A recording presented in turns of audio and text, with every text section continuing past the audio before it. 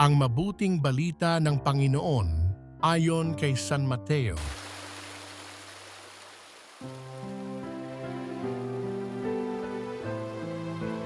Matapos mabusog ang mga tao, agad pinasakay ni Jesus sa bangka ang kanyang mga alagad at pinauna sa kabilang ibayo samantalang pinauuwi niya ang mga tao.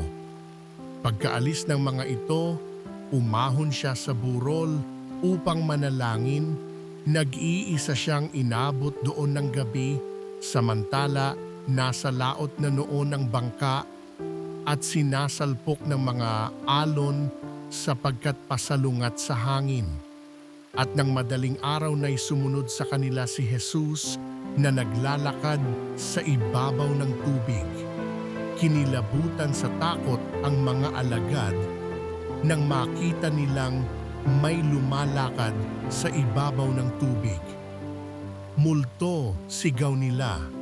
Ngunit agad siyang nagsalita at sinabi sa kanila, "Huwag kayong matakot. Si Jesus ito." At nagsalita si Pedro, "Panginoon, kung talagang kayo iyan, papariyanin ninyo ako sa ibabaw ng tubig." Sumagot siya, "Halika." Kaya't lumunsad si Pedro sa bangka at lumakad sa ibabaw ng tubig palapit kay Jesus.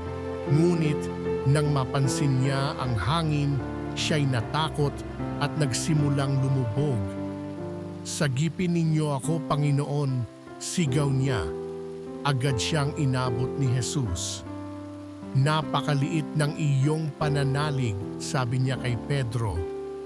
"Bakit ka nag-alinlangan?" Pagkasakay nila sa bangka, tumigil ang hangin at sinamba siya ng mga nasa bangka. "Tunay na kayo ang anak ng Diyos," sabi nila.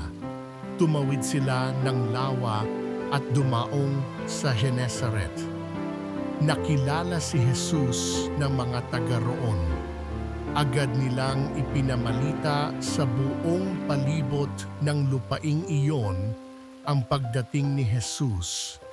Kaya't dinala nila sa kanya ang lahat ng may sakit.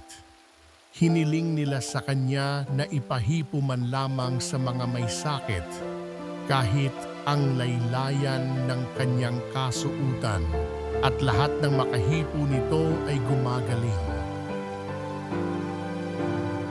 Ang mabuting balita ng Panginoon